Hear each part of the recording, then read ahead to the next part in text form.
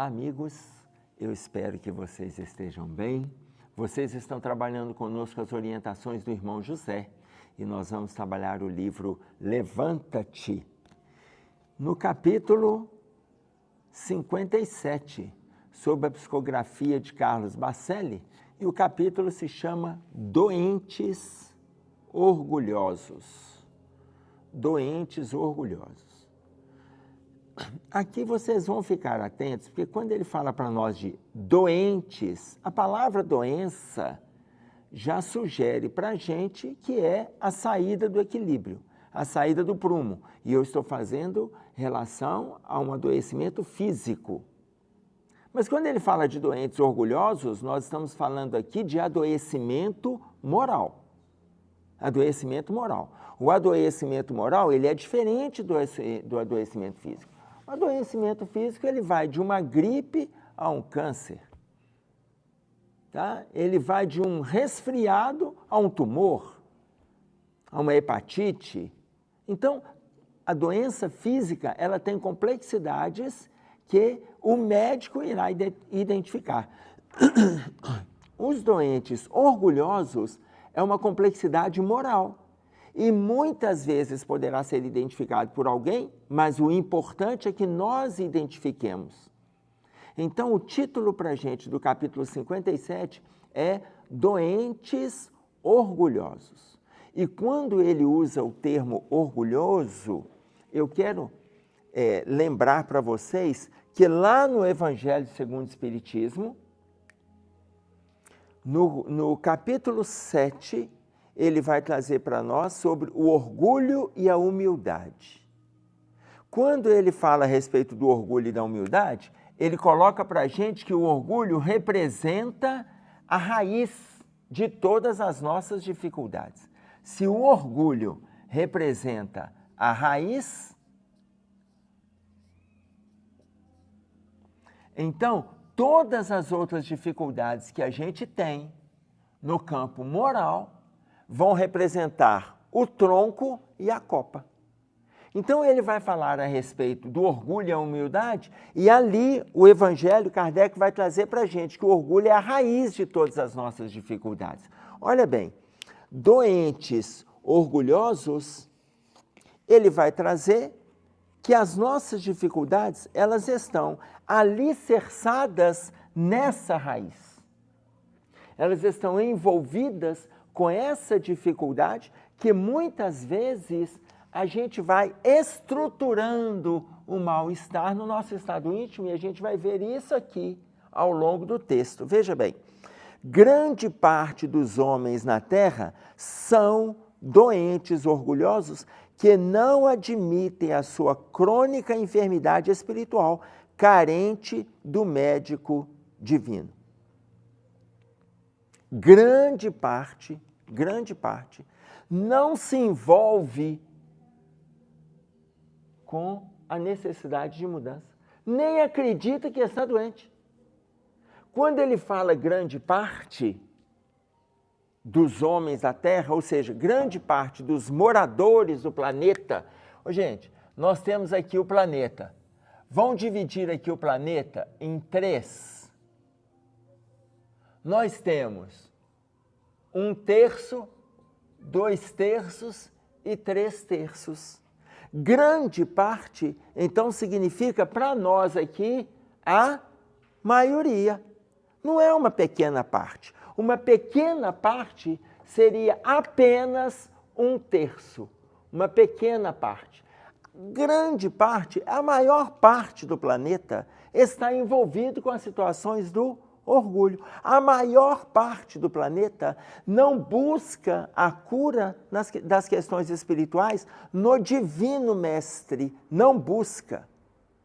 O que ele está trazendo para nós aqui, veja bem, grande parte dos homens na Terra, grande parte, 2/3, 3/3.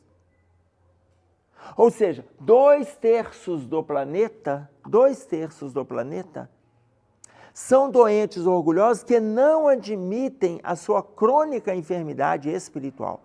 Nem admite que o orgulho está lá agredindo o seu estado íntimo, que é o orgulho que está direcionando diversas dificuldades, carentes do divino médico. Ah, mas aí vocês podem estar pensando assim, mas quais dificuldades?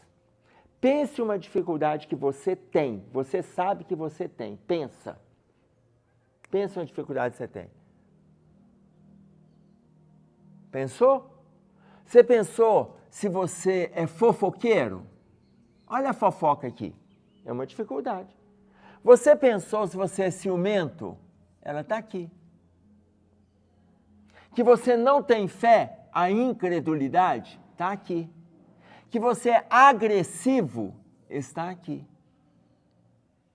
Que você é egoísta, e aí eu quero que vocês se atentem, porque o egoísmo não está na copa, o egoísmo faz parte do orgulho.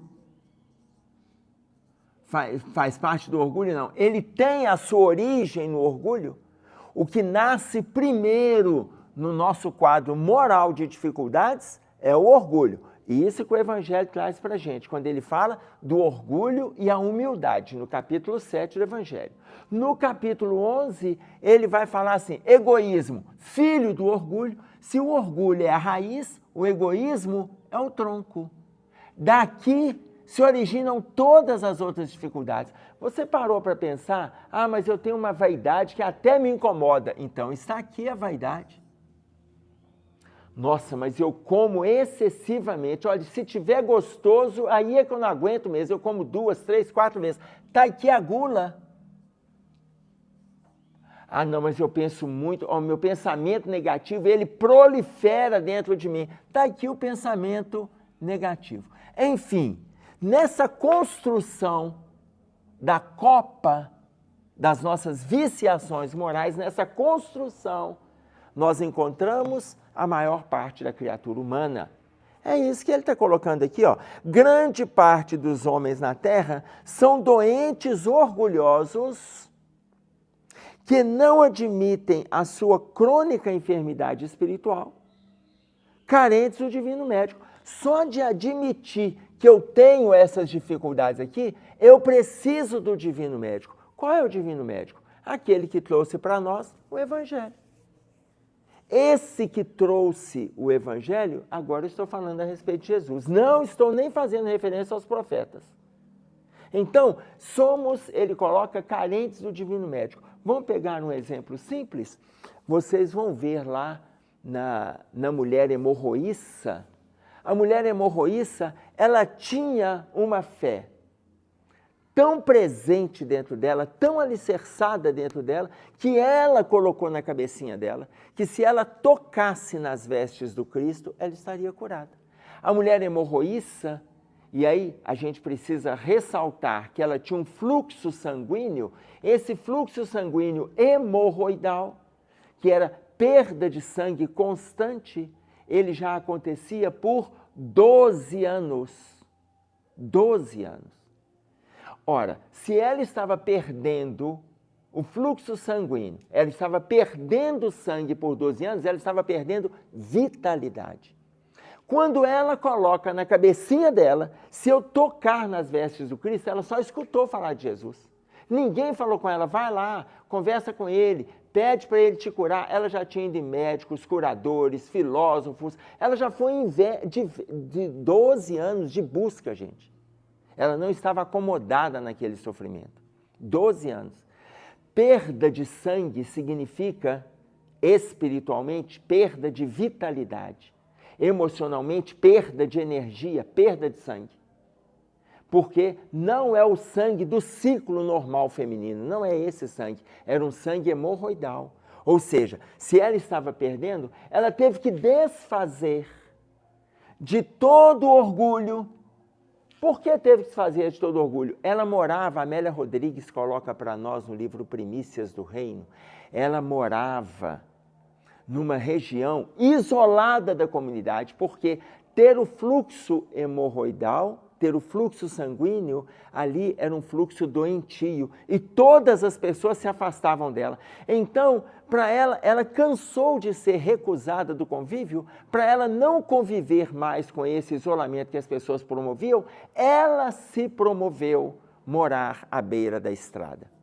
E ali ela só convivia com transeuntes que muitas vezes paravam, pediam uma água, mas não convivia com as pessoas, porque ela já não dava conta de ser rejeitada mais. Entretanto, quando ela escuta falar de Jesus, ela vai atrás dele.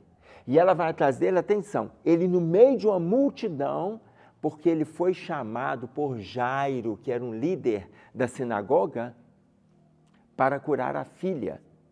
Jairo estava preocupado com a sua filha, que era uma garota que estava com 12 anos de idade e ela estava em estado cataléptico. Quando Jesus está se direcionando para a casa de Jairo, quando ele está se direcionando, ela viu Jesus no meio daquele povo lá e ela vai se arrastando no meio do povo e agarra nas vestes do Cristo. Esse agarrar, ela elimina uma série de dificuldades que poderiam estar estruturadas dentro dela. Quando Jesus fala, alguém me tocou, e ela aparece no meio do público, alguém me tocou, Jesus não fala com ela que ela estava curada. Atenção, Jesus fala com ela, você está salva, porque naquele momento ela vence todas as barreiras que o orgulho estaria estruturando e vai até o Cristo. Sem conversar com ele, ela vai até o Cristo e ali ela busca ajuda. Mas veja, a orientação que o irmão José coloca para nós aqui, grande parte dos homens da terra, ou seja, 2/3, são doentes do orgulho, que não admitem a sua crônica enfermidade espiritual. Não admite que está doente. Nem vê doença neles. Eles acham que eles estão ótimos. Gente, quando ele fala grande parte, ele está fazendo referência à maioria das pessoas. A maioria. Não é só o irmão José, não. André Luiz, lá no livro Os Mensageiros, fazendo referência a uma palestra de um espírito que vem de regiões sublimadas para aqueles moradores ali da cidade de Nosso Lar, é o espírito de Telésforo. Telésforo coloca que a maior parte dos que estão envolvidos com o período encarnatório não estão preparados para o movimento de transição. A maior parte significa os 2/3. Deixa eu só tirar aqui, porque senão vocês vão entender que 2/3 é só essa parte. Veja bem, peraí. Aqui, olha. Se nós dividirmos a Terra, aqui tem 1/3, 1/3 e 1/3. Somando o planeta todo, aqui nós temos 3/3. 1/3 é a parte que está envolvida com o movimento de transição, com o movimento de melhora, o movimento que reconhece que tem dificuldades que precisam ser trabalhadas, reconhece os transtornos, as dificuldades, reconhece a vaidade, reconhece a falência do seu estado íntimo através da fofoca, reconhece a gula, reconhece a ansiedade, reconhece a incredulidade, reconhece a culpa, enfim. 1/3. Os outros 2/3, agora sim, os outros 2/3 não reconhecem que o orgulho está estruturando este lado. Telésforo, nos capítulos 5 e 6 do livro Os Mensageiros, ele coloca para nós, a maioria dos encarnados não está dando conta de fazer um movimento de mudança. Se a maioria não está dando conta, quem é a maioria? Os 2/3. Os 2/3 não estão dando conta de fazer um movimento de transição. Não estão dando conta, ok? Essa orientação que ele traz para nós é a mesma que o irmão José coloca aqui. São doentes, a grande parte, ou seja, 2/3, são doentes orgulhosos que não admitem a crônica enfermidade espiritual, o adoecimento que assola a nossa alma, a crônica enfermidade espiritual. E porque se consideram sãos, como todo mundo está se achando sadio, porque se consideram sãos, dispensa o concurso terapêutico do Evangelho, agravando ainda mais o seu estado de saúde. Nesse estado doentio, carregando essas dificuldades, se a gente não enxerga que a gente tem essas dificuldades, a gente ainda se acha sadio. A gente agride e acha que a gente tem razão. A gente tem ciúme e acha que a gente tem razão. A gente é guloso, come excessivamente, a gente acha que a gente tem razão. A gente fecha no trânsito, a gente acha que a gente tem razão. Se a gente vai cometendo enganos e vai achando que a gente está com a razão, o que ele olha? O que ele diz para nós? Mais ainda a gente se afasta do movimento de autocura. Repetindo. E porque se consideram sãos, dispensa o concurso terapêutico do Evangelho, agravando cada vez mais o seu estado de saúde. Com todo esse adoecimento, a gente ainda acha que a gente está com saúde, a gente agrava muito mais a melhora. Quando é que nós vamos ver melhora com este perfil de estado íntimo conturbado que a gente está carregando? E aí quando ele fala concurso terapêutico do Evangelho, só para a gente distinguir que aqui ele está fazendo referência ao Evangelho, está fazendo de Jesus para cá. Ele nem está fazendo referência ao Velho Testamento. Na verdade, se nós tivéssemos colocado Moisés em prática desde quando ele veio, Jesus nem precisaria de ter vindo à Terra. Se a gente pegasse as orientações dos profetas e colocássemos em prática, nem precisaríamos, por causa do grau de entendimento, do grau evolutivo que nós estaríamos. Mas a gente não conseguiu.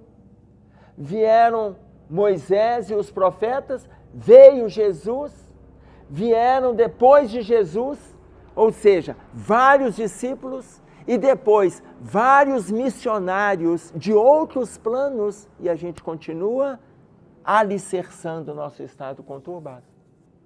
Aí a gente não alivia para nós mesmos, porque a gente não utiliza o Evangelho, o concurso terapêutico do Evangelho. Então, a palavra Evangelho significa boa nova, boa notícia, ela vem do grego, evangelion.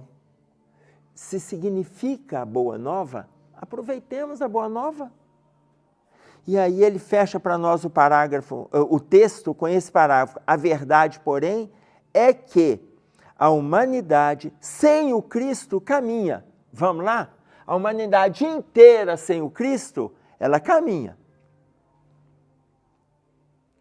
A passos largos para a completa inanição. A humanidade inteira sem Jesus. Ah, mas qual é a parte que tem Jesus? 1/3 do planeta aqui, ó. 1/3 tem Jesus. Hoje. Será que nós fazemos parte desse grupo aqui? A verdade, porém, é que a humanidade sem o Cristo caminha a passos largos para a completa inanição. Inanição é aquela consequência, é aquela condição extrema de desnutrição. Isso é inanição. Condição extrema de desnutrição. Então, quando ele coloca para nós, para a completa inanição, que infelizmente poderá lhe decretar a falência das suas forças morais. Ora, se no início ele coloca grande parte está envolvido, 2/3 do planeta estão envolvidos com a posição orgulhosa que não reconhece as dificuldades morais que assolam o seu estado íntimo. Quando a gente não recebe as instruções da Boa Nova em nosso favor, e eu disse para vocês, ele nem fez referência ao Velho Testamento, porque se fizer, o Velho Testamento ainda tem mais orientações para que nós façamos movimentos de melhora. Ele nem fez referência, ele está falando só do Evangelho para cá. Se a gente não utiliza o Evangelho em nosso favor, a gente continua estruturando o nosso estado íntimo conturbado.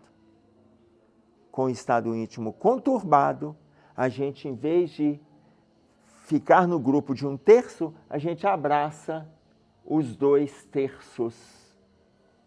E aí estamos caminhando moralmente para grande inanição, ou seja, uma condição grave de desnutrição. Não é a desnutrição física, a desnutrição moral. Tudo está a nosso favor, mas a gente não se alimenta. Tudo está no nosso caminho, mas a gente não ingere. Atentemo-nos para isso. Por isso é que o título do texto é Doentes, Orgulhosos.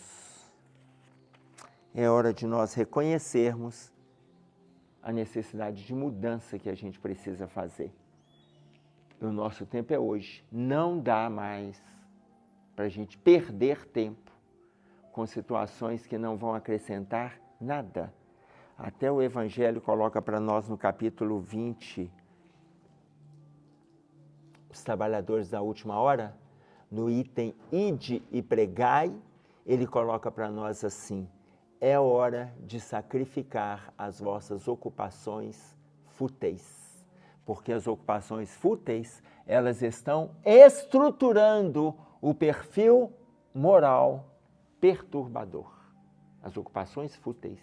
Atentemo-nos, se queremos ficar no grupo do 1/3, que são aqueles que estão entendendo o Evangelho, lutando com o Evangelho e aceitando as orientações que Jesus trouxe para nós. É isso aí que a gente tinha para trazer. Um abraço a todos, até breve, fiquem com Deus.